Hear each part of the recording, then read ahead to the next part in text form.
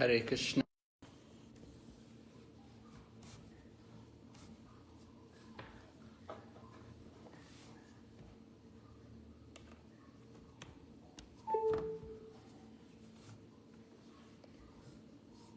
Hare Krishna.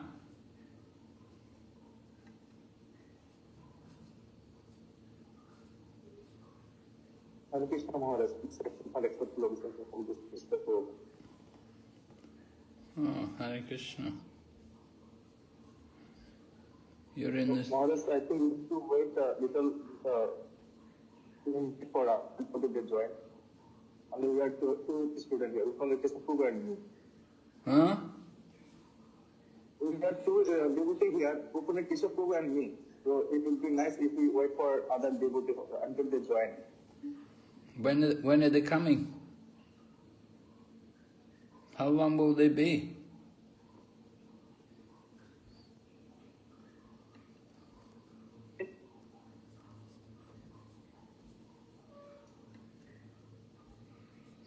Hare Krishna, can you hear me?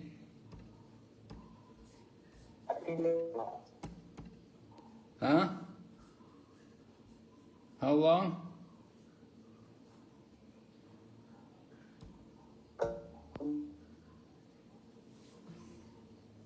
two minutes. 2 minutes? Okay.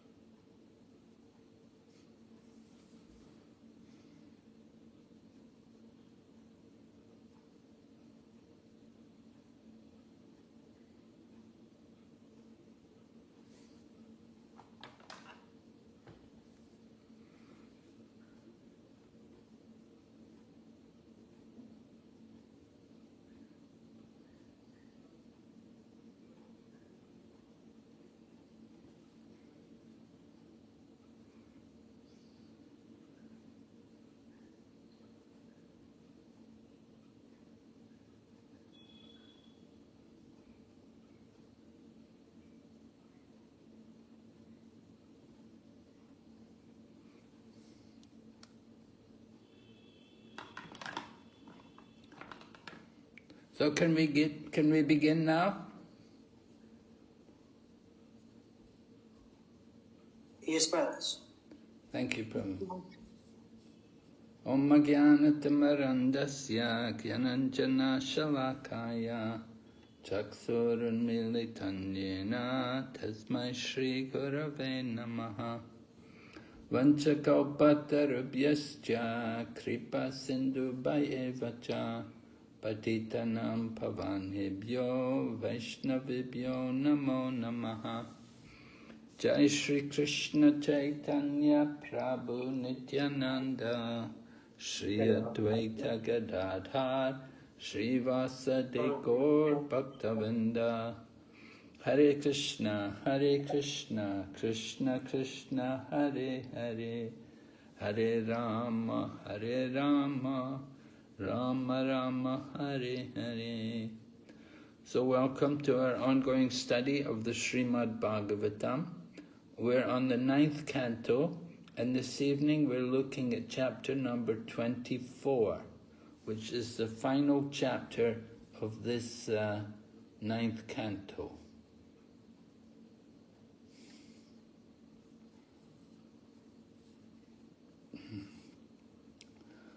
So the chapter begins, well, this chapter is entitled Krishna, the Supreme Personality of Godhead. So, of course, it's a prelude to the 10th canto. After this chapter, then we go into the 10th canto and we'll hear all about Lord Krishna. So the chapter begins with description of the descendants of Vidarbha, who was the son of Jammaga and Saibya, the Chandra dynasty. Right, we heard yesterday in the previous chapter how Jammaga...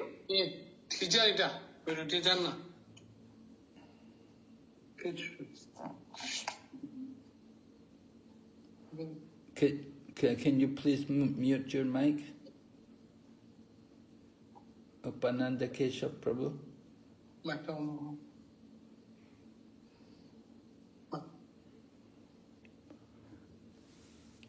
So we heard about Jamada and Saibya. Saibya was barren. Hey, look, Upananda Keshav, can you mute your mic, please? Mute your mic.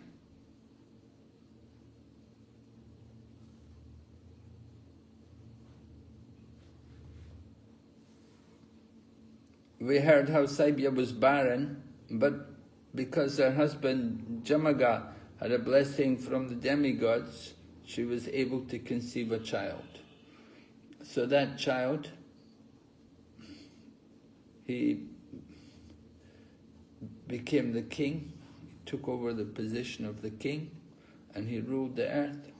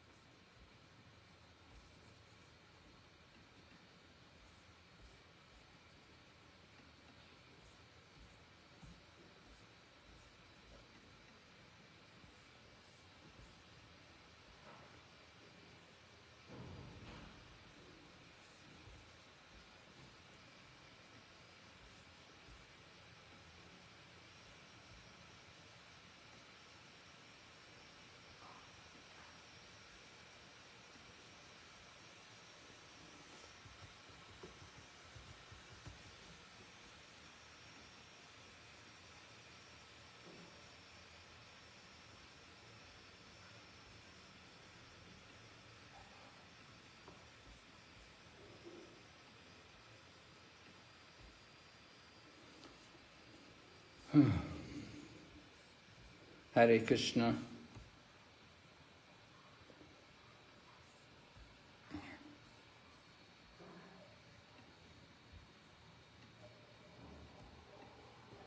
Maharaj, Hare Krishna Maharaj, you were disconnected for some time.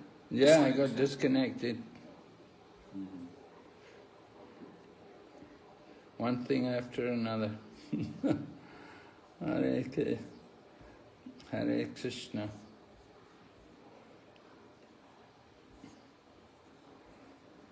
All right, so we're on chapter 24 of the 9th canto. And so we're going to hear about the appearance of Lord Krishna.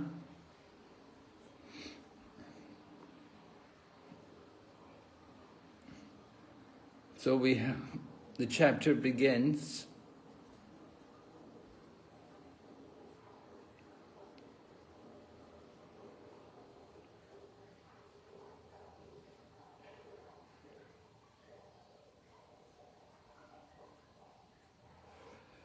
Chapter begins telling us about Vidarbha and how he had 3 sons, Kusha, Krata and Romapada. And Romapada was the favorite in the dynasty of Vidarbha.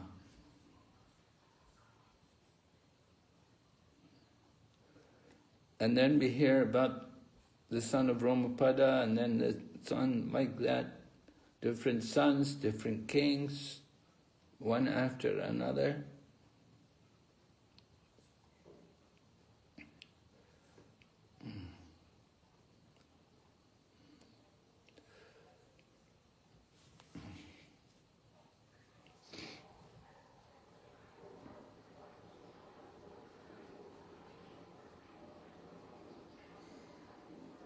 Text number 9 says, the son of B.V.V.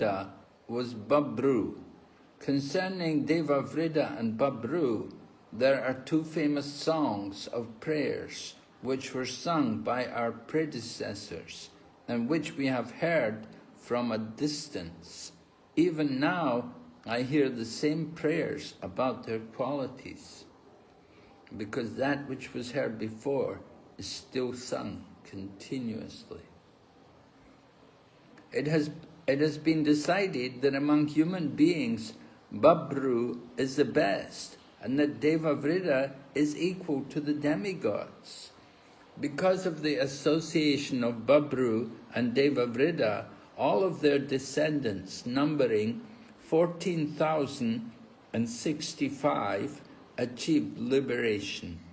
In the dynasty of King Mahabhoj, who was exceedingly religious, there appeared the Bhoja kings.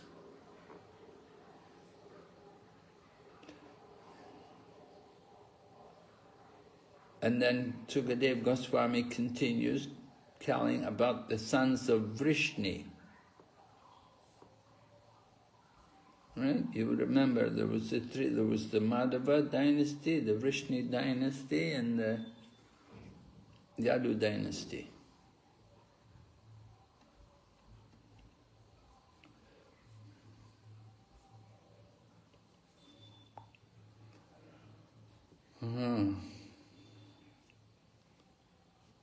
Maharaj, we have heard more about Vrishni and Yadu, but not Madhav dynasty, not so more we have heard.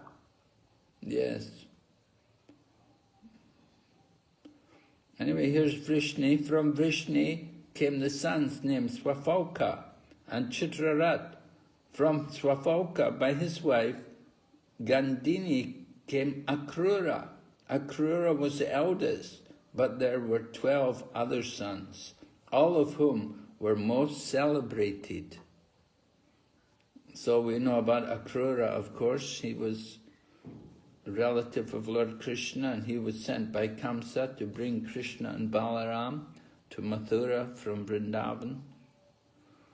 Akrura was a great devotee. He offered wonderful prayers to Lord Krishna.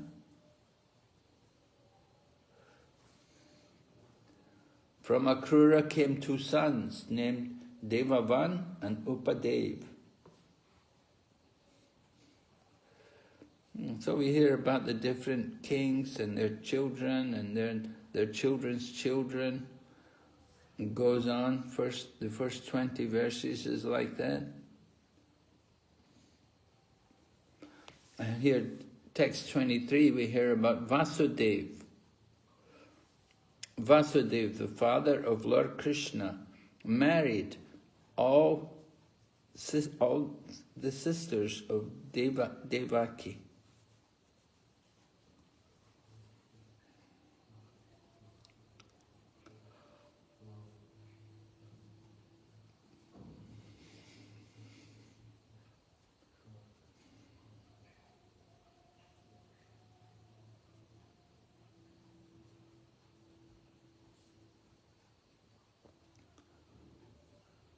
And then we hear the sons of Ugrasena. The sons of Ugrasena, first one is Kamsa. And Sunam, Nayagrodha, Kanka, Sanku, Suhu, Rastrapala, Drishti, and Tushtiman were the sons of Ugrasena. Then the daughters of Ugrasena were 1, 2, 3, 4, 5 daughters. And they became the wives of Vasudeva's younger brothers.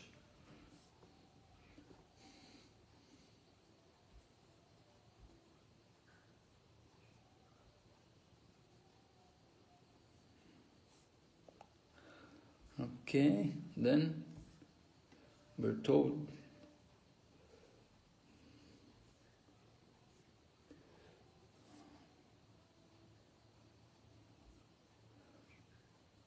text 31, through Mansa, King Sura begot Vasudeva, Devabhaga, Devasrava, Anaka, Srinjaya, Samaka, Kanka, Samika, Vatsaka, and Vrika.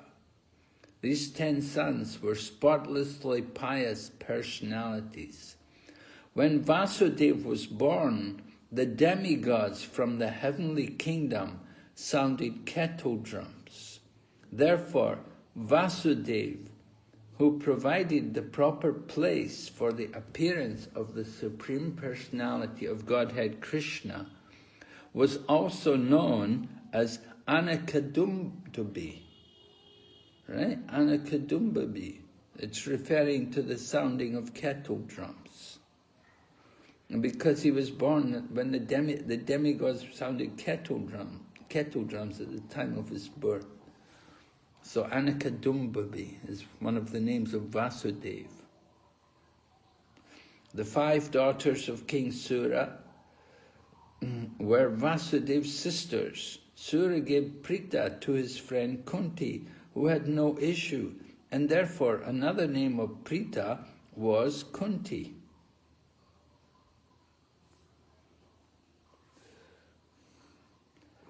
And then we're told about what happened when Kunti was staying at Prita's house. Durvasa was a guest at the house of Prita's father, Kunti. Prita satisfied Durvasa by rendering service. Therefore, she received a mystic power by which she could call any demigod. To examine the potency of this mystic power, the pious Kunti immediately called for the sun god.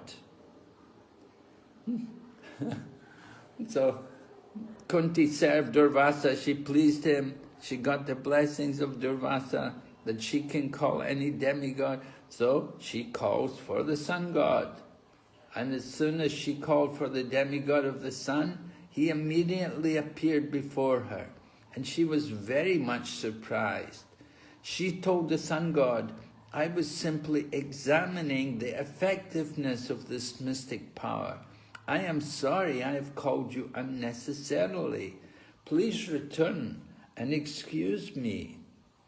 The sun god, however, says, O beautiful Prita, your meeting with the demigods cannot be fruitless. Therefore, let me place my seed in your womb so that you may bear a son. I shall arrange to keep your virginity intact, since you are still an unmarried girl. According to Vedic civilization, if a girl gives birth to a child before she is married, no one will marry her. Therefore, although the sun god, after appearing before Prita, wanted to give her a child, Prita hesitated because she was still unmarried. To keep her virginity undisturbed, the sun god arranged to give her a child that came from her ear, and therefore the child was known as Karn. The custom is that a girl should be married akshata yoni, that is, with her virginity undisturbed. A girl should never bear a child before her marriage. So Prabhupada said a girl should never bear a child before her marriage. Sometimes people think that means he should go for the abortion, should kill the child. Of course, that's not meant.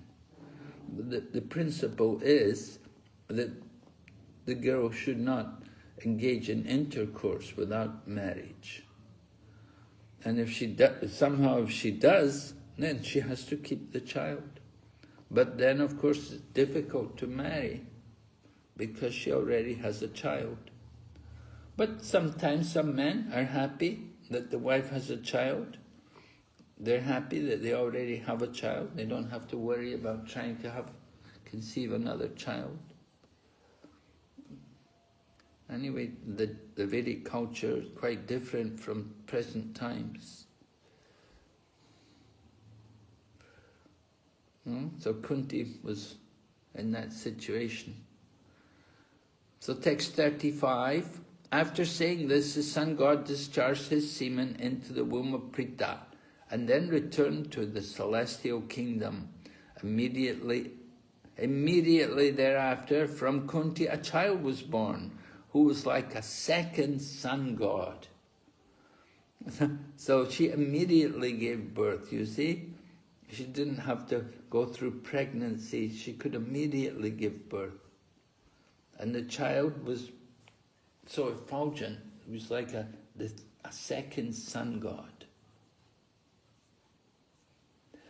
So because Kunti feared people's criticisms, with great difficulty she had to give up her affection for her child. Unwillingly she packed the child in a basket and let it float down the waters of the river. O Maharaj Parikshit, your great-grandfather, the pious and chivalrous King Pandu, later married Kunti. So Sukadeva Goswami is telling Maharaj Parikshit that this woman Kunti became the wife of your great-grandfather.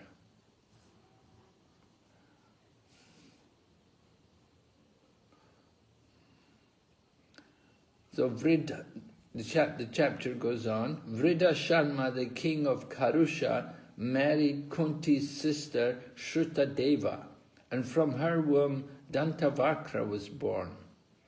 Having been cursed by the sages headed by Sanaka, Dantavakra had formerly been born as the son of deity named Hiranyaksha. Right? So we know that the two gatekeepers, Jai and Vijay, were cursed by the sages, headed by Sanaka, the four Kumaras, and they cursed them to take birth 3 times as demons. So the first birth, they came as Hiranyakashipu and Hiranyaksha, and then in Ramalila, they took birth as Ravan and Kumbhakarna, and now they've come for the 3rd birth in Krishna Lila, and one has become Dantavakra, and the other is Sishupal. So as Dantavakra and Sishupal, they will be killed by Lord Krishna. And then they'll be liberated, the curse will be over, and they can go back to their position in the spiritual world as Jai and Vijay.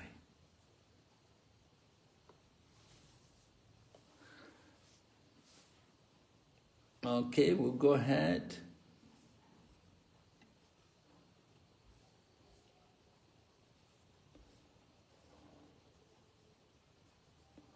many marriages, different great souls get married. Here's text 40. The son of Shrutashrava was Sishupal, whose birth has already been described in the 7th canto of Srimad Bhagavatam. And then Vasudev's brother, named Devabhaga, had 2 sons born of his wife. Named Kamsa. These 2 sons were Chitraketu and Brihadbala. Then Vasudev's brother is described, and how he married, and his children, and who they married. And the chapter goes on in that way.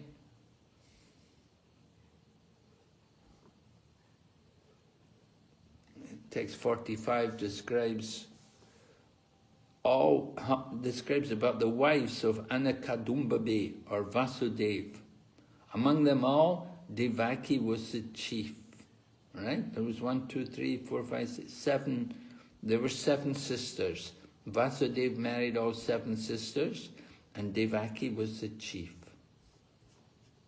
And then Vasudeva, by the womb of his wife Rohini, begot sons such as Bala, Gada, Sharana, Durmata, Vipula, Dhruva, Krita, and others. So Rohini, of course, is the mother of Lord Balaram, and she's also a wife of Vasudeva.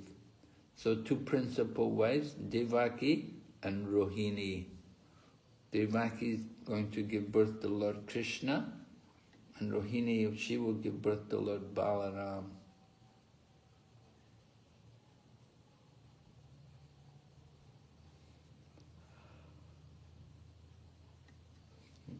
Text 49 explains Vasudeva, by another of his wives, whose name was Rochana, begot Hasta, Hemagada, and other sons. And by his wife named Ila, he begot sons named Uruvalka, all of whom were chief personalities in the dynasty of Yadu. All right. Vasudeva also had a wife named Upadeva, from whom came 10 sons. And from Sri Deva, another wife, came 6 sons. By the semen of Vasudeva in the womb of Deva Rakshita, 9 sons were born, headed by Gadha. Vasudeva, who was religion personified, also had a wife named Sahadeva, by whose womb he begot 8 sons, headed by Shruta and Pravara.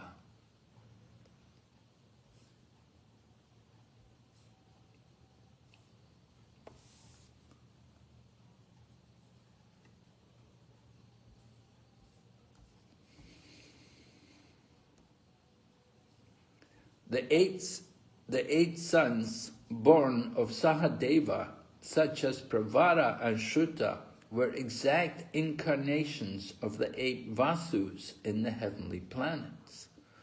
Vasudeva also begot 8 highly qualified sons through the womb of Devaki.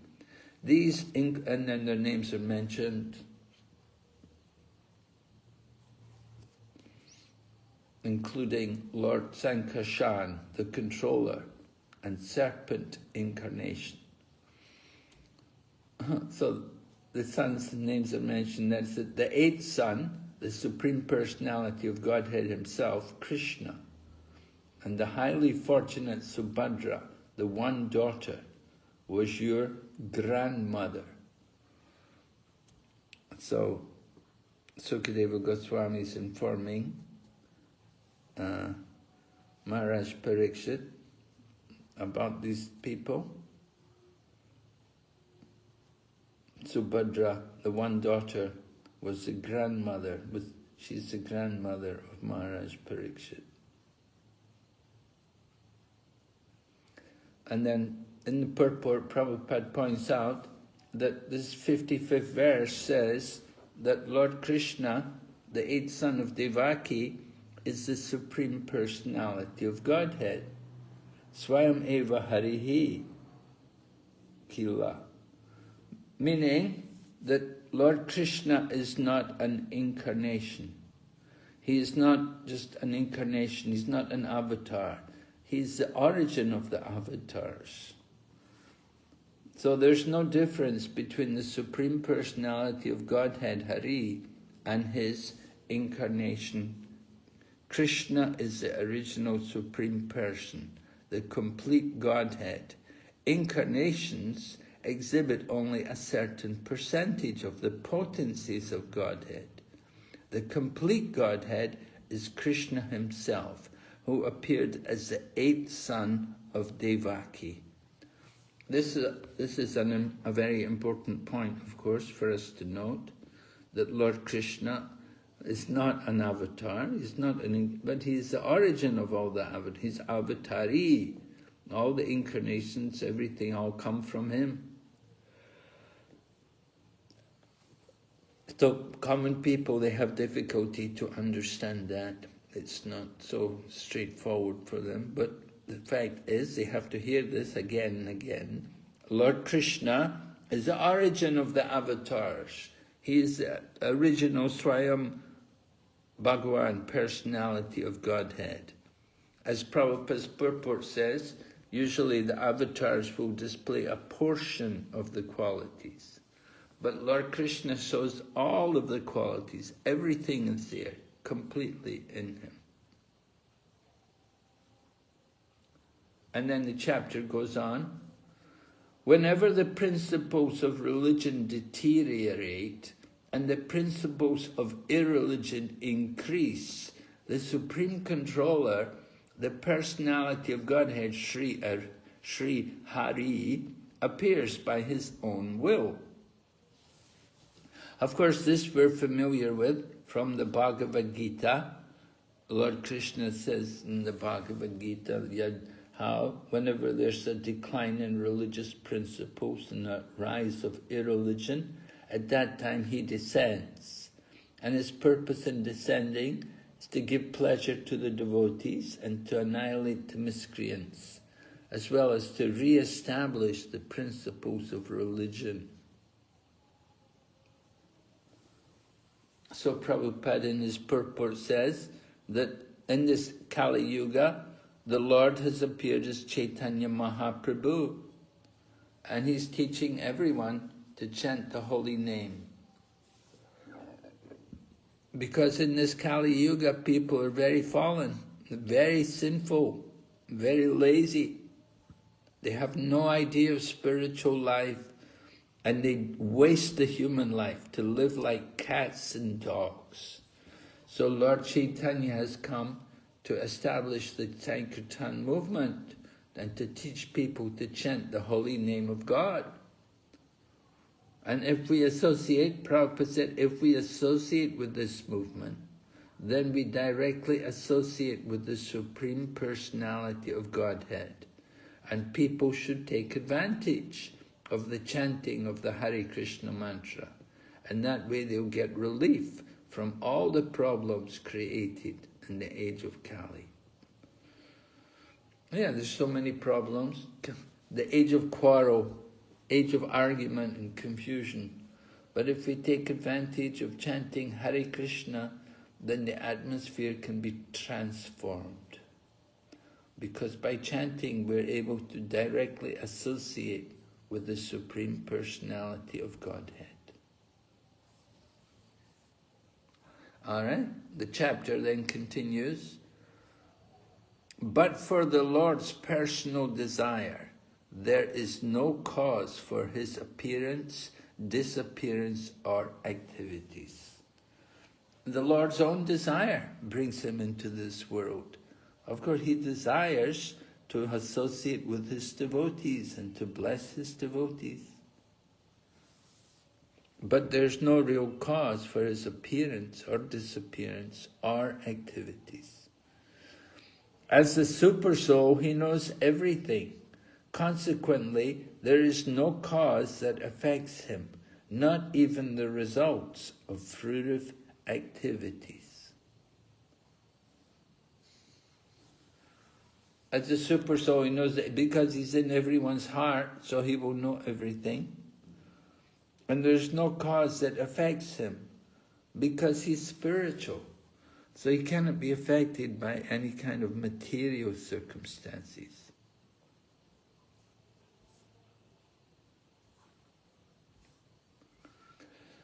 So Srila Prabhupada in his purport, he says this verse is showing us the difference between the Supreme Lord and the ordinary living entity, the jiva. An ordinary being, we only know about our present activities. The body we've been given is due to our past. And that's how we've got another material body, because we had some material desires. So we're forced to accept the body given to us through the material nature, according to our past karma.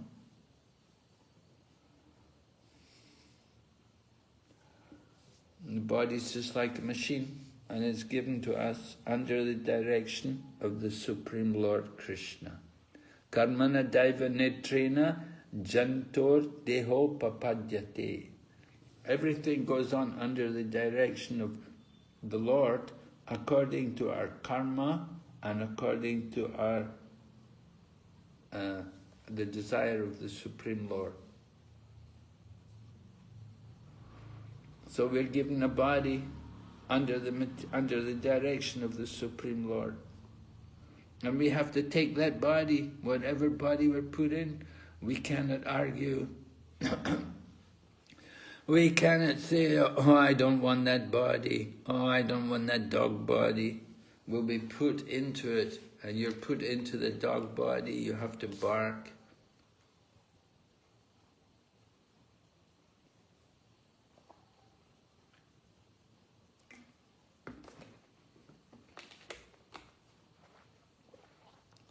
So this is what happens, we get a material body. Lord Krishna comes to give pleasure to his devotees. Lord Krishna is not forced to come, but he comes by his own sweet will. So foolish people, they think that they can equal Krishna, or they think they can become one with Krishna. But that is their ignorance. That is their maya. And this is due to their false ego.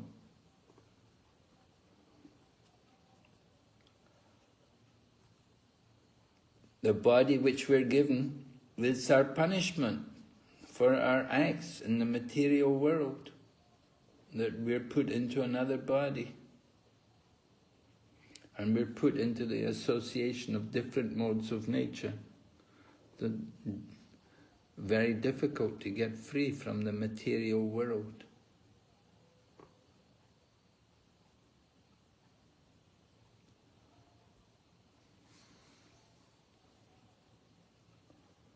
So Prabhupada points out that the word Maya can refer to Lord Krishna's compassion or mercy upon the devotees and fallen souls. By his potency, the Lord can deliver everyone, whether sinful or pious.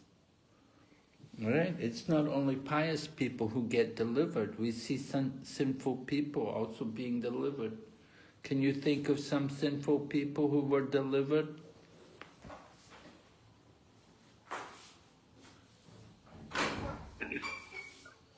Putna.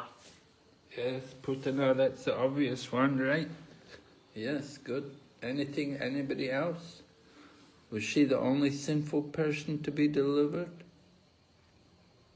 Jagai Madhai. Jagai Madhai, okay. Ajamil. Ajamila. Well, they transformed right before they died.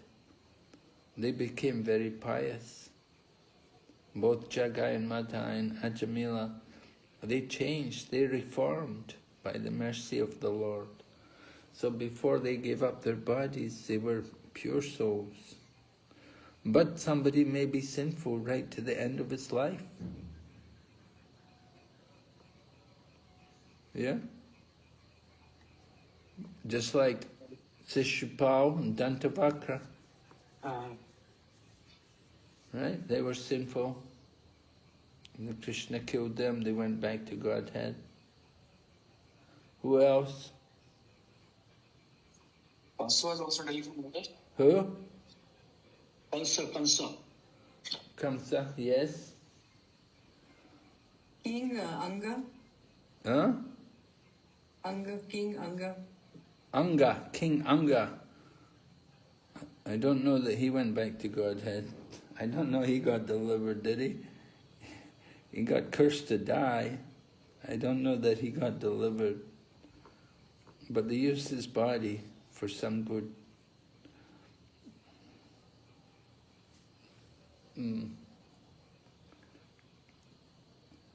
Yeah. And there were other demons like Bakasura and also Agasura. They were really, they were the brothers of Putana. Huh? Yes, what do you say, Prabhu? Upananda? We already said him. Already said that name.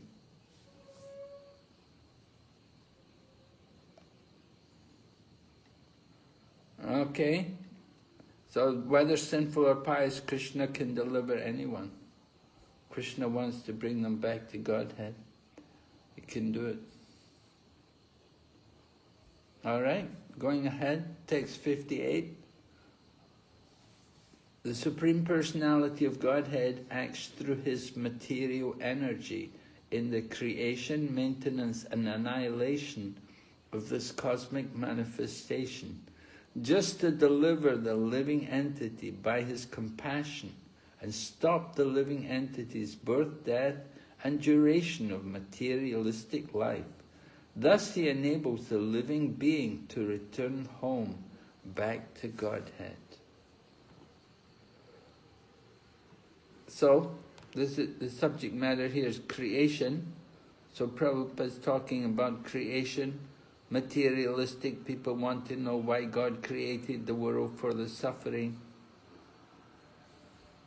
But Prabhupada points out that it doesn't have to be like that.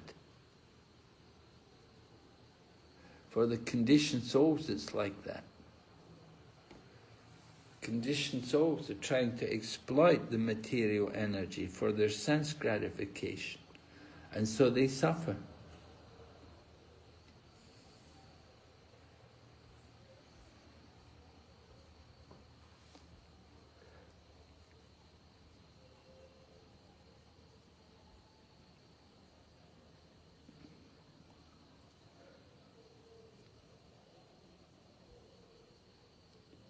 Again, the Prabhupada focuses on the difference between the Lord and the living entities.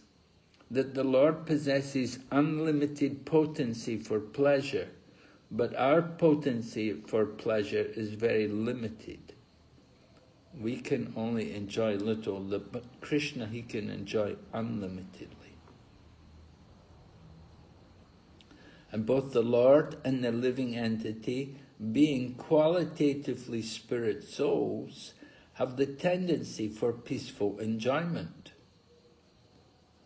But when the part, in other words the living entity, when he wants to enjoy independently without Krishna, then he is put into the material world, where he begins his life as maybe as a Brahma, and is gradually degraded to the status of an ant or a worm in stool. That is called Manasyastani Indriyani Prakriti-stani Karshati. Right? Struggling very hard with the material nature due to conditioned life. So the living entity is trying to enjoy the material world. He's thinking he's enjoying, but he's under the control of the material nature. And even when he's elevated, he may be elevated and tries to merge into the existence of Brahman, the same problems will be there. Even if he tries to merge into the Brahman, he will have to come back again, fall back again to the material world. In this way, the conditioned soul, it goes through so much suffering. And that's why the Lord comes. The Lord comes to instruct all of us and to guide us and to show us how to get out. To teach real religion. The real religion is to surrender to Krishna. But because of ignorance, the living entity is surrendering to Maya. He will engage in all kinds of irreligious activities. Prabhupada writes, he will engage in a struggle for existence to become like Krishna. We would like to imitate Krishna. We want to be the controller. We want to be the proprietor. We want to be the enjoyer. All the things which we're not. So the Vedic literature are meant to guide us out from that condition. But we're struggling with the material energy. And the human life teaches us to understand this ignorance. That we're trying to enjoy it's a false life of repeated birth and death. And we have to get out of this wheel of birth and death. That is the real purpose of life in this material world, to go beyond birth and death.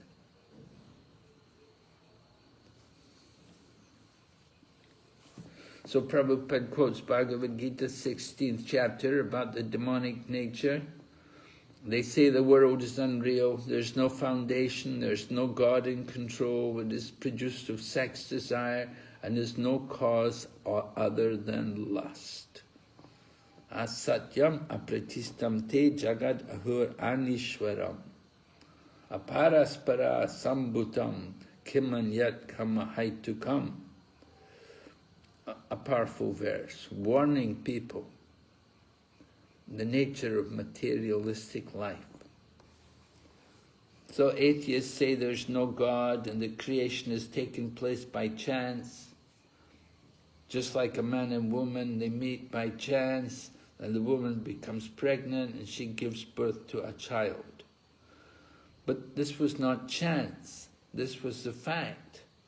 The fact is, there's a purpose for this creation.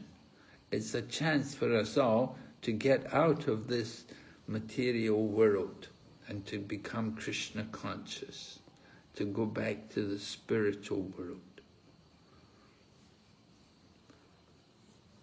So we should understand this material world, it is not meant for happiness.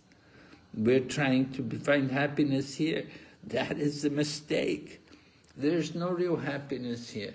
We have to get out of this world and go to the kingdom of God, and there you can be happy. We have to give up we have to get out of this wheel of birth and death. So take advantage of this creation to understand Krishna and our relationship with Krishna. And then we can go back home, back to Godhead. So that's the important point there.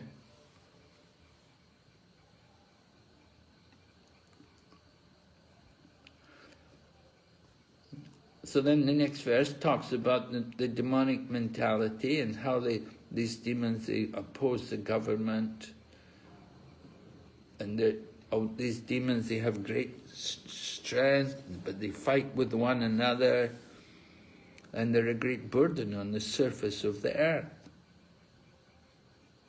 And the demons always want to increase their military strength, and they want to increase their numbers, and this way they think they're advancing.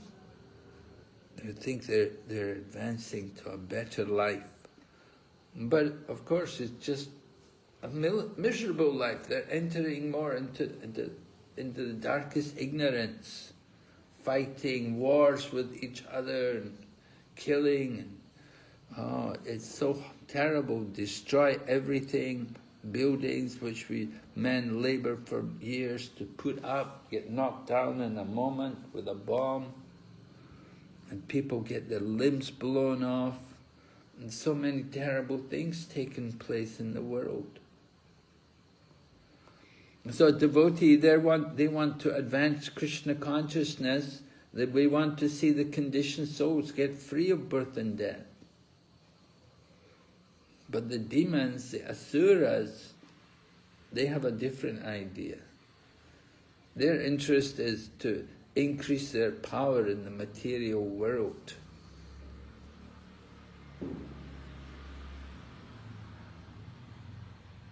So Srila Prabhupada points out that the real duty of the ruler is to see that the people can advance in Krishna consciousness. And to help them advance in Krishna consciousness, you have varnashram, you have the division of the society. And so the brahmanas, they're considered the first-class men. And they're supposed to have all good qualities. And they should be all protected. And Lord Krishna is very fond of the brahmanas, along with the cows. Right? The verses there. Namo Brahmana Devaya Go Brahmana Hitaya Cha Jagatitaya Krishnaya Govindaya Namo Namaha. This verse is very powerful, very important. That means that Lord Krishna is very fond of the brahmanas and the cows. And the brahmanas, they spread the cause of advancement in Krishna consciousness. And the cows give milk to maintain the body in the mode of goodness.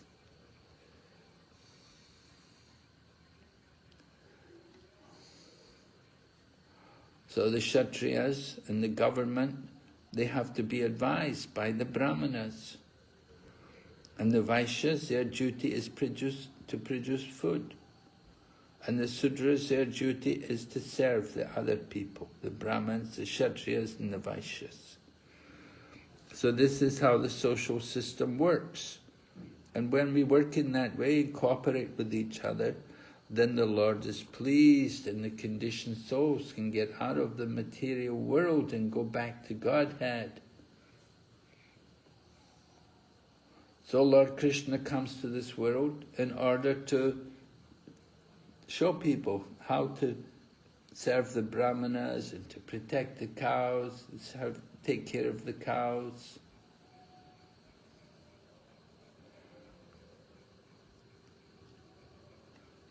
So if we can understand about Lord Krishna's birth and activities, then we can also be liberated from the material world. Janma karma chame divyam evam yo veti takvata tagvadi ham punarjanma naiti mamiti sarjuna. Right? If we can understand the birth and the activities of Lord Krishna to be transcendental, then we don't have to come back to this world again. So very important for us to hear about Lord Krishna, to hear about the transcendental nature of his birth and activities. So liberation, Prabhupada says, liberation is the purpose of the creation. And Krishna's descent upon the surface of the earth, it's meant to help the living entities to become liberated.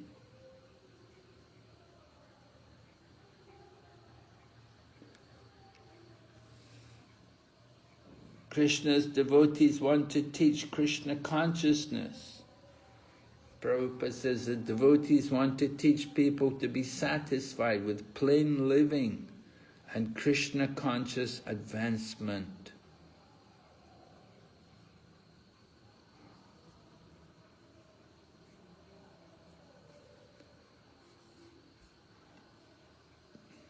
People are not meant to be working day and night like animals. That is not the real purpose of life. They're meant to get out of this material world, to become God conscious.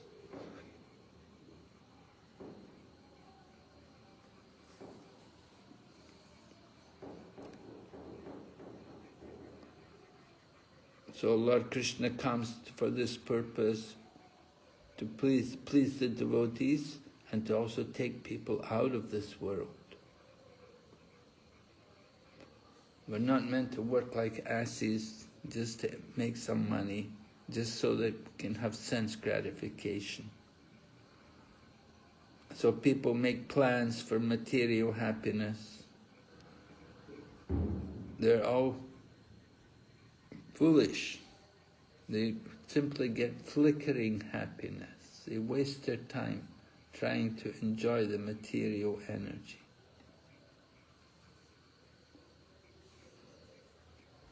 And the demons, Prabhupada said, the demons may falsely accuse the preachers of the Krishna consciousness movement, but Krishna will arrange a fight between the demons in which all their military power will be engaged, and both parties of demons will be annihilated. So that is something which is predicted here in the Shastras, that Krishna will arrange these things. We don't fight, we don't go to war and fight. But the demons, they do it, they kill each other.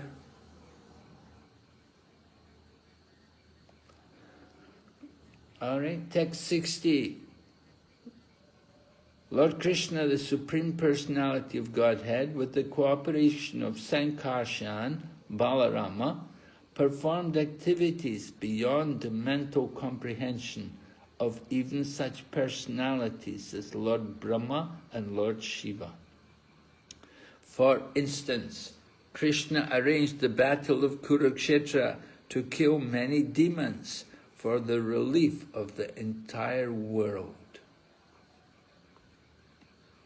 And then 61, to show causeless mercy to the devotees who would take birth in the future in this age of Kali, the Supreme Personality of Godhead Krishna acted in such a way that simply by remembering him, one will be freed from all the lamentation and unhappiness of material existence. In other words, she acted so that all future devotees, by accepting the instructions of Krishna consciousness stated in Bhagavad Gita, could be relieved from the pangs of material existence. Jai, Krishna Bhagavan ki Jai. You see, Lord Krishna planned to deliver everyone. He made the arrangements like that. Just by remembering him.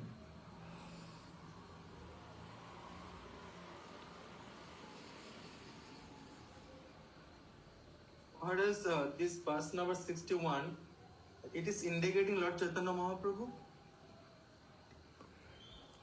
Well, does To show Prabhupada say... causeless mercy to the devotees who would take birth in the future in this age of Kali. That was Lord Chaitanya Mahaprabhu. Yes? Okay. It doesn't specifically say that, but certainly.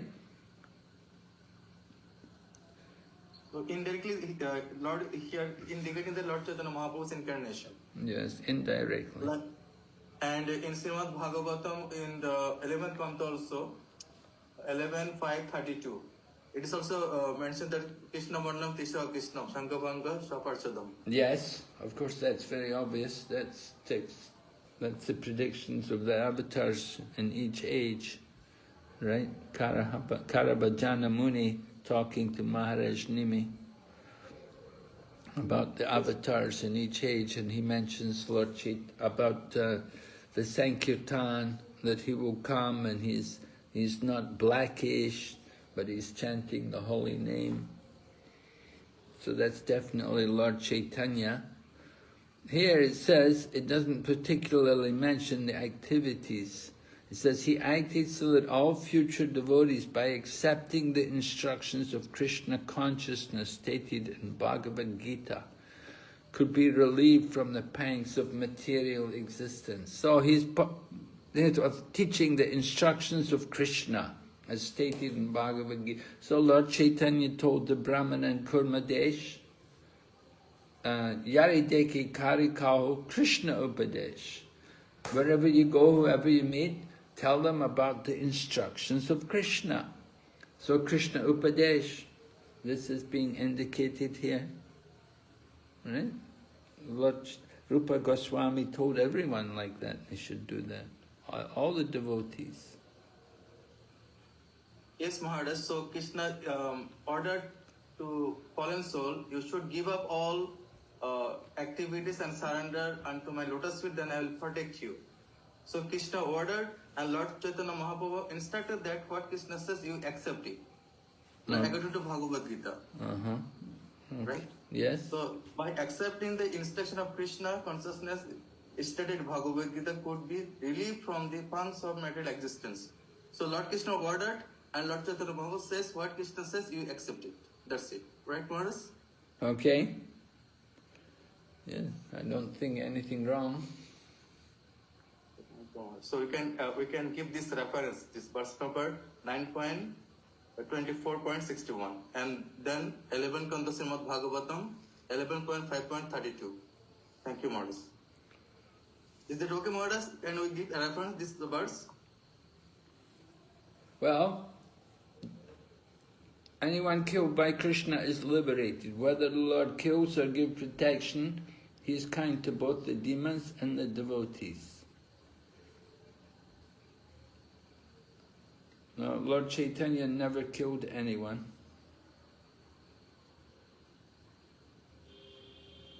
But you could say he killed the demonic mentality in them.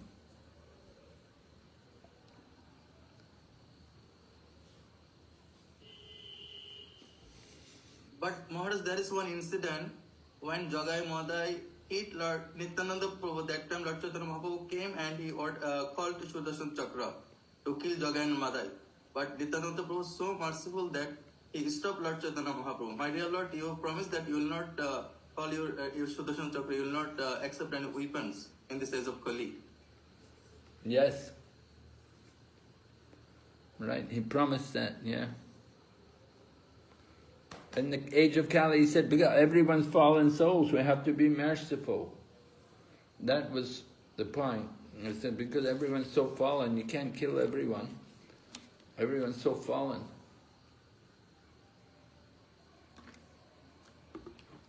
But there was no promise that he wouldn't. But he just wanted to spread the Sankirtan, the chanting of the holy name. So text 62 continues the same way. Hare Krishna Maharaj, sorry to interrupt Maharaj.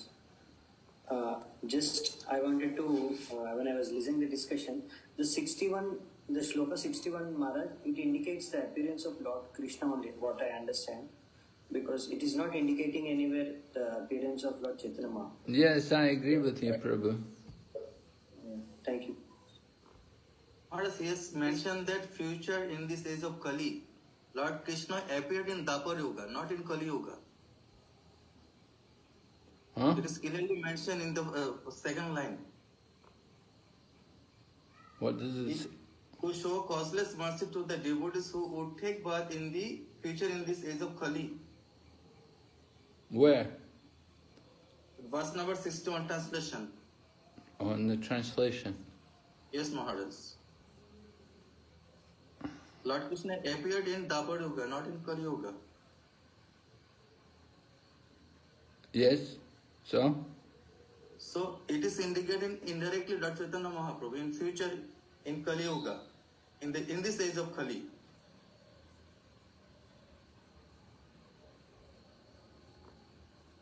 how it can be Krishna?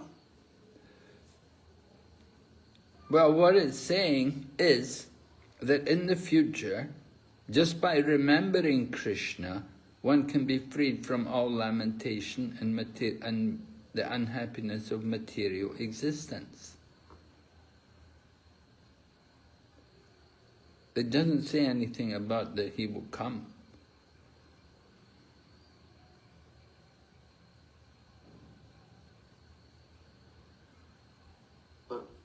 The devotees who would take birth in the future in this age of Kali, the supreme personality of Godhead Krishna acted in such a way that simply by remembering him, or simply by remembering Krishna. Yes. Simply by remembering Krishna. Yes. Thank you. Simply by remembering Krishna. Okay, thank you, Maharaj. Thank you, Sundar Prabhu. Okay, then 62. Simply by receiving the glories of the Lord, through purified transcendental ears, the devotees of the Lord are immediately freed from strong material desires and engagement in fruitive activities. So this verse describes the power of hearing the glories of the Lord. The devotees are immediately freed from strong material desires and engagement in fruitive activity. So hearing, very powerful process, right? They're no longer interested in materialistic activities. They get freedom from the material world. So when we start to hear the scriptures like Srimad Bhagavatam, we lose our interest in materialistic activities.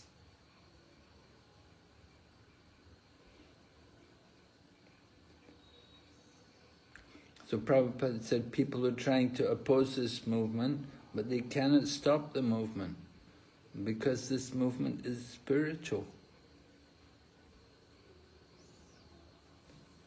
Simply by hearing the transcendental activities, the devotees become so pure, they're immediately immune to the contamination of materialistic life.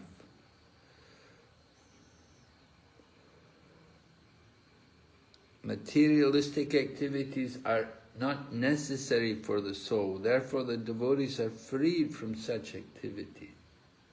The devotees are situated in the liberated platform, Brahma Bhuyaya Kalpate, and therefore they cannot be called back to their material homes and materialistic activities.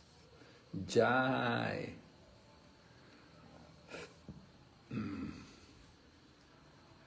So then, the chapter continues. Lord Krishna performed various activities by his pleasing smiles, his affectionate behavior, his instructions, and his uncommon pastimes, like raising Govardhan Hill. The Lord appeared in his transcendental body, pleased all of human society. So the nature of the Lord is described, his all-attractive nature, his form, which is so attractive. So he's a person, God is a person, he's not just some energy or some light or something, but he's a person and he has a form which is so pleasing. Every part of the Lord's body is pleasing for everyone to see. Apart from his smiling face, every part, his hands, his legs, his chest, is pleasing to the devotees, who cannot at any time stop seeing the beautiful form of the Lord. Jai, the form of the Lord. You see the beauty, and the Lord is absolute. As the Lord's form is so pleasing, so the Lord's name is also pleasing. And the Lord's pastimes are also pleasing. Everything is absolute in relation to the Lord.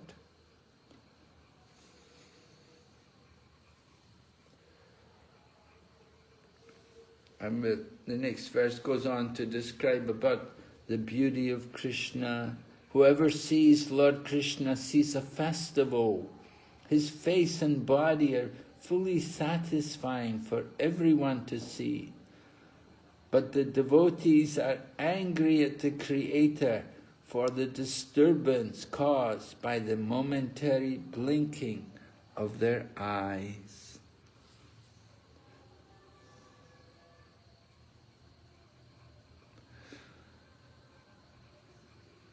Prabhupada said, unless one is qualified to understand Krishna, we cannot appreciate the presence of Krishna on earth.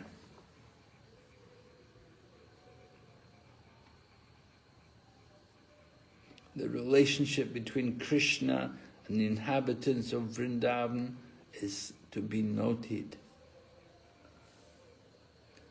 And Prabhupada talks about that relationship between Krishna and the people of Vrindavan.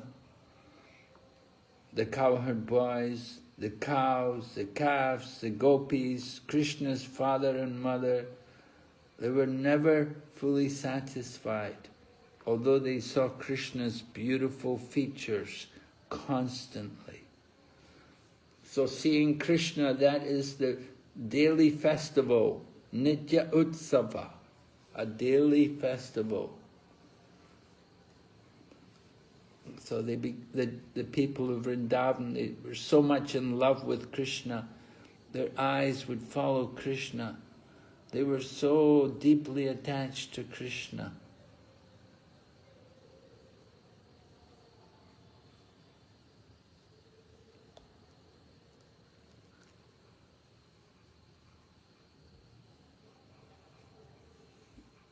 So the gopis were always thinking about Krishna's lotus feet, how they're walking on the stones and the thorns in the forest, and they felt how they wanted to protect Krishna's feet from all of these things.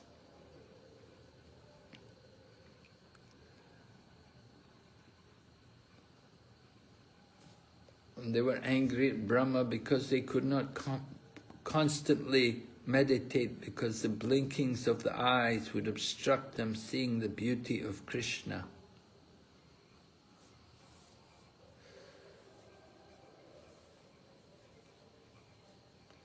Prabhupada describes the whole Srimad Bhagavatam as the embodiment of Krishna's form.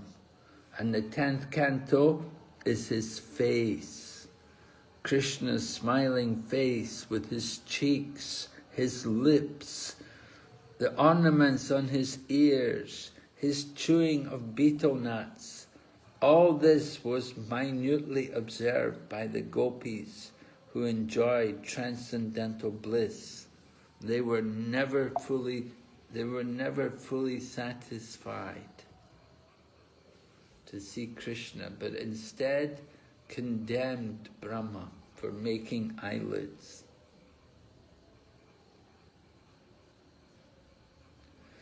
So Prabhupada said the beauty of Krishna's face was much more appreciated by the gopis than by his friends the cowherd boys, or even by Mother Yashoda, who was also interested in decorating the face of Krishna.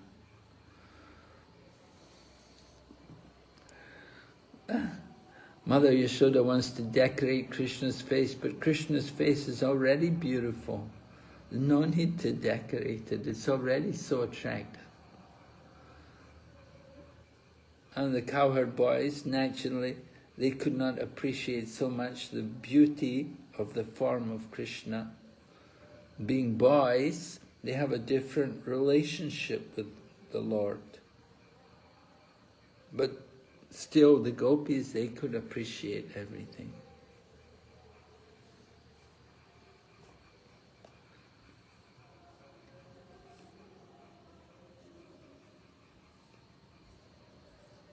So then 66 continues, glorifying Lord Krishna, how he is Lila Purushottam, and how he left his father's home, he went to Vrindavan, enjoyed his pastimes in Vrindavan with the gopis there, he killed many demons, then he went to Dwarka, married many wives, who were the best of women, and begot through them hundreds of sons, performed sacrifice for his own worship, and to show the principles of householder life.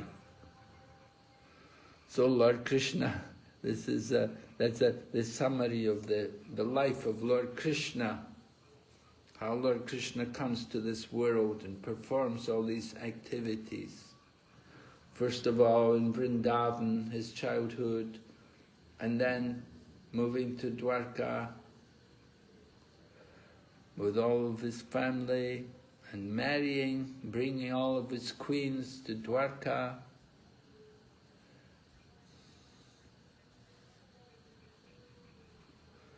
So there was a special love for Lord Krishna in Vrindavan. It said, Krishna is perfect in Dwarka. He is more perfect in Mathura, but he is most perfect in Vrindavan. So Prabhupada said, outside Vrindavan, there's no possibility of reciprocating the loving affairs. That these things only take place in Vrindavan. Other places it's not so, there's not so intimate.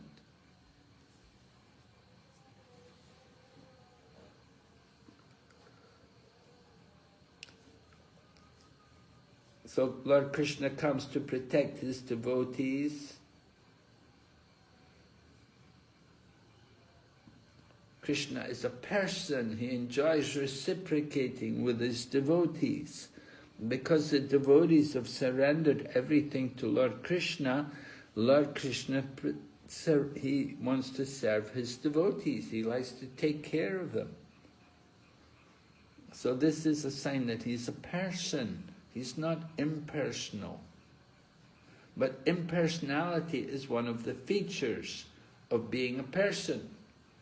Ultimately he is a person, but he has also an impersonal aspect. Brahman is a feature of the Supreme Lord.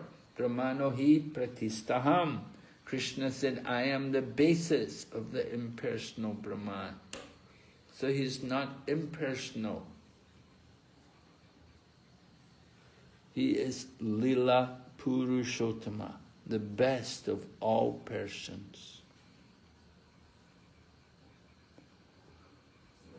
Okay, then text 67 continues. Krishna created a misunderstanding just to diminish the burden of the world. Simply by his glance, he annihilated all the demonic kings on the battlefield of Kurukshetra and declared victory for Arjuna. Finally, he instructed Uddhava about transcendental life and devotion, and then returned to his abode in his original form. So this is the summary of the later half of the pastimes of the Lord. He arranges for the Yadu dynasty all to go back, to return to their abode. They fought with each other and killed each other. It's a fratricidal annihilation. They killed each other. All the Yadu dynasty fought with each other and killed each other. And so they all went back to Godhead, or many of them were from the higher planets. They would go back to the higher planets to continue where they were serving as demigods. And then by removing the kings from the world, then he diminishes the burden of the demonic kings on Mother Bhumi. Remember, Mother Bhumi was lamenting the burden of all these demonic kings. And then finally Uddhava.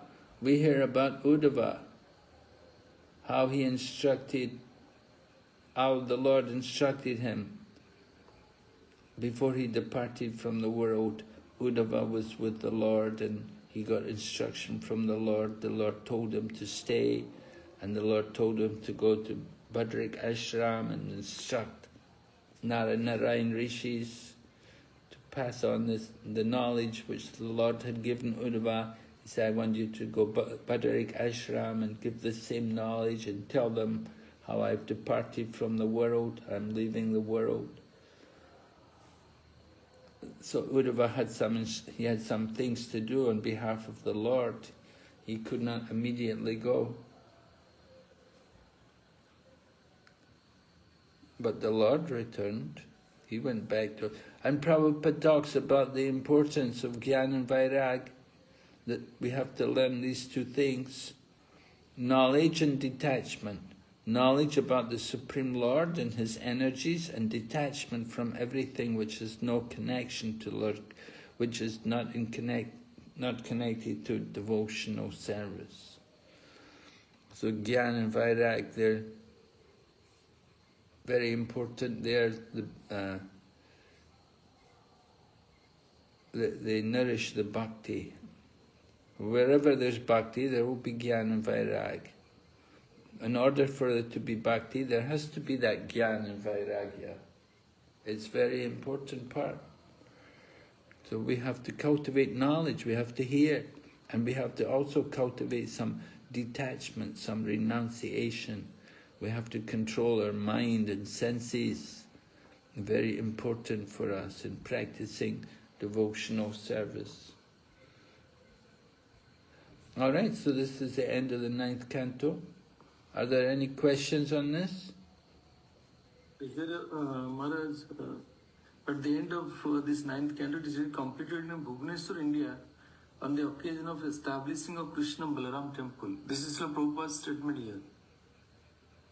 Krishna Balaram temple is in Bhubaneswar. So this 9th canto is completed at Bhubaneswar. Does it mean so? Yes. It doesn't say that this ends the Bhaktivedanta purpose of the 9th canto, 24th chapter of the Srimad Bhagavatam, entitled Krishna, the Supreme Personality of Godhead. I don't know, I don't have that in my... You have it in your... Here in my book it is written. Yes, even in my book also it's written. Well, I'm just using computer, I don't have a hard copy. Maybe it's in the hard copy. Not in my it should be here. It's not good. They didn't put it here. Anyway, very nice. Yes, it meant Prabhupada was doing translation there at Bhubaneswar. Prabhupada stayed there for some time. Gaur Govinda stayed in one hut and Prabhupada stayed in the other hut. Prabhupada was... And there was no temple built at that time, but Prabhupada wanted that they would build a temple.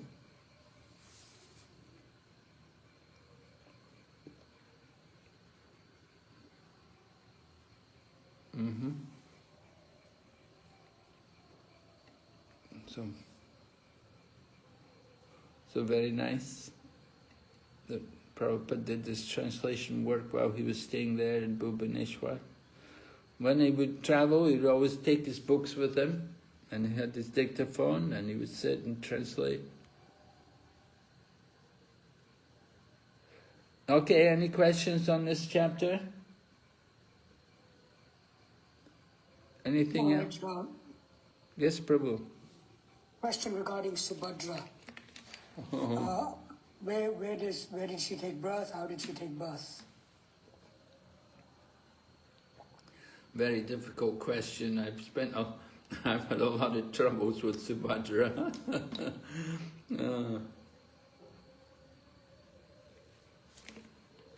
Even also, when did she take birth? Well, we don't know. I don't know anyway.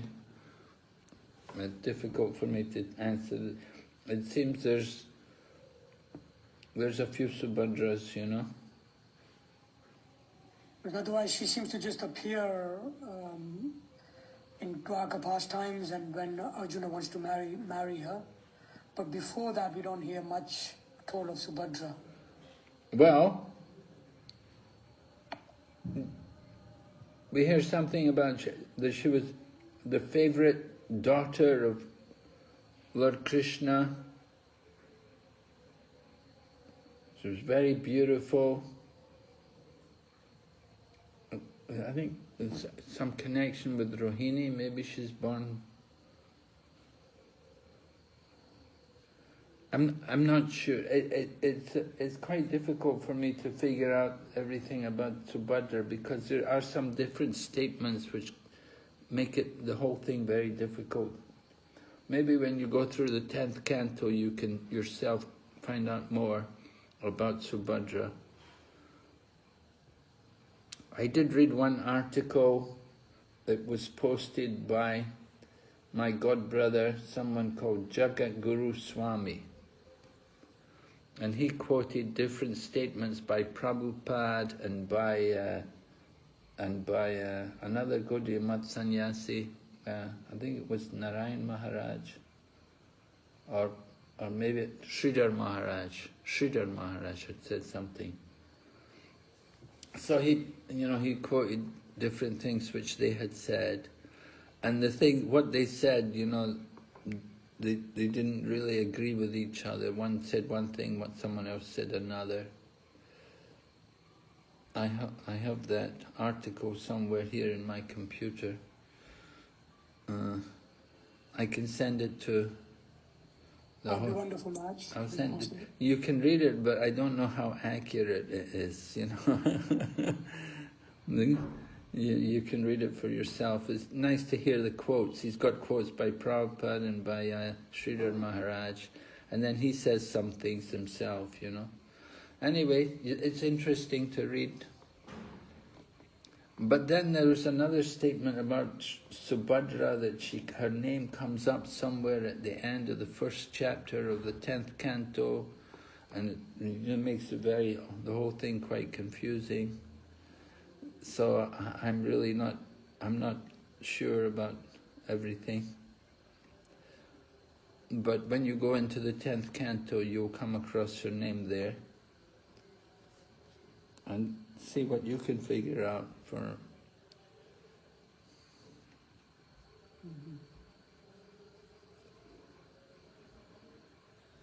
Mark, we were reading some of the names of the Moon dynasty, and there some of the names were of demons. Like, for example, one of the descendants of Vasudev's 9 brothers is Hiranyaksha. And then we hear of one lady also called Kamsa with a long A. So yeah, with devotees we kind of say, look, no one names their son Duryodhan or something like that. So it's just interesting to find that some of the names are kind of connected with the previous demons. Yes. Well, they're related to the demons. But we heard, like the brother of Vasudev's, or the brother of Vasudev married this one, and then they had like Sishupala and Dantavakra and these people, they take birth. And they're powerful kings.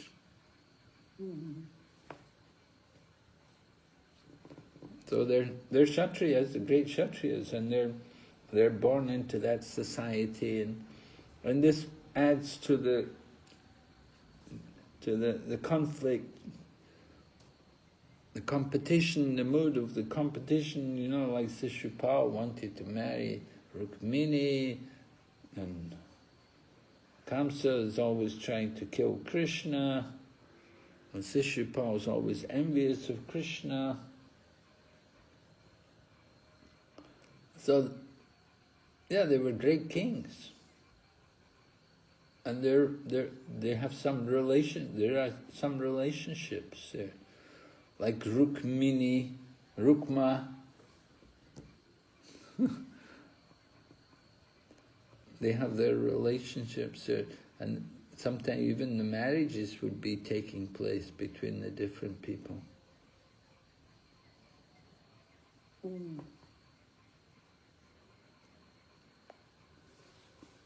Anyway, names, the names, we can't hold it against someone just because they have that name. And somehow these people are all great souls because they're there in Krishna Leela, you know. Even though they're demons, but still they're in Krishna Leela, and they're seeing Krishna, and they're being killed by Krishna. Then it's a blessing, isn't it? To get all that, to have that opportunity to take part in Lord Krishna's pastimes. It's all like a drama. Ultimately, they're all devotees. They'll go back to Godhead.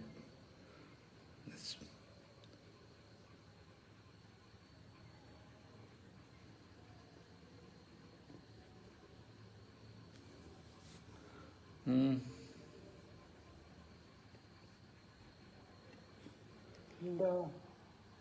Maharaj, just near the end of the chapter, it's encouraging and inspiring hearing that once hears the pastimes of the Lord, then they'll be freed from all material desires and karma. And then Prabhupada also writes in the purport, just simply by hearing, one becomes pure and immediately immune to contamination of fruitive activity. So this is all referring to Krishna's pastimes, just hearing them. So it's very inspiring and it's very encouraging. But at the same time, it seems like it's not as simple as that. It doesn't seem as simple as that. Just hearing of Krishna's pastimes and everything just happens immediately or automatically. It doesn't seem like it, at least. I don't get your point. What do you mean? Doesn't seem to. It seems for a devotee has to do a lot of work, and from the way the verses have been described, it seems it's quite immediate, at once. It seems like quite automatic. But in experience, it seems like it's not quite like that. Oh, it's not just simply hearing. Yeah, because we're told we have to do a lot of work on ourselves before we can actually really. Well, we have the example like Maharaj Parikshit simply heard. He simply heard for 7 days, and of course he didn't do anything else. He just simply heard. He put his full concentration into hearing Srimad Bhagavatam, and that was enough for him. Of course, Prabhupada does say he was a great scholar, and he was able to know all the Sanskrit, and when he met with Sukadeva Goswami, they could discuss, and he could ask such good questions, and so on. So in some ways, it takes some work on our part. We want to understand, we want to get the full benefit of hearing. We have to qualify ourselves. Yeah, we have to, the preliminaries are there. You have to learn the language, you have to understand the moods and the different feelings and exchanges which are taking place. Just like, the relationships between Krishna and his devotees, there's so much rasa involved. We're not so expert in rasa, understanding the different rasas which are there between Krishna and his devotees. But some devotees, they can pick up on the rasa, the different moods which are being exchanged, and the significance of different words also. Just like some words, we're told, well, this word can mean this, but this word can also mean the other thing. And often the way something is worded, it can have an entirely different meaning if we understand the meanings in another way. So, that takes a lot of training to understand these things.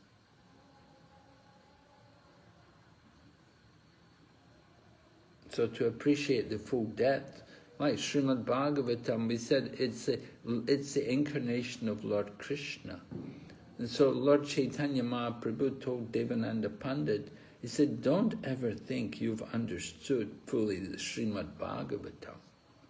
He said, you can never understand fully the Srimad Bhagavatam because it's the incarnation of Lord Krishna.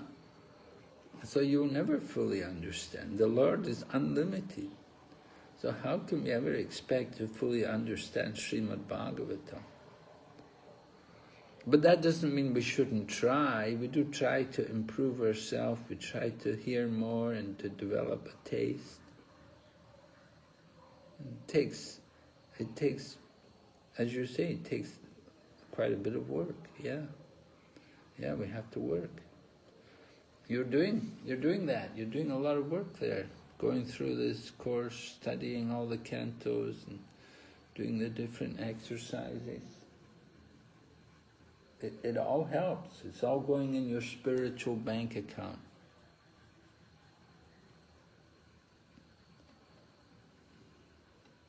Okay? So Maharaj, this statement was told by Lord Chaitanya to whom? Devananda Pandit. Devananda Pandit, acha. Lord Chaitanya to Devananda Pandit, okay. Mm-hmm.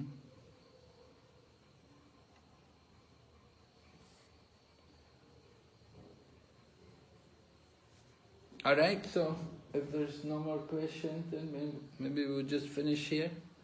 And we thank all of you very much for your participation in this class. Maharaj, we wish... you just concluded our Bhakti Vedanta Module 1, because this Module 1 is concluded by you, so then Module 2 will begin. Okay. So, and you just continuously taught us 2 units, Unit 13 and 14. Mm-hmm. This was a great privilege for all of us. You taught us so well, so intensely in its proper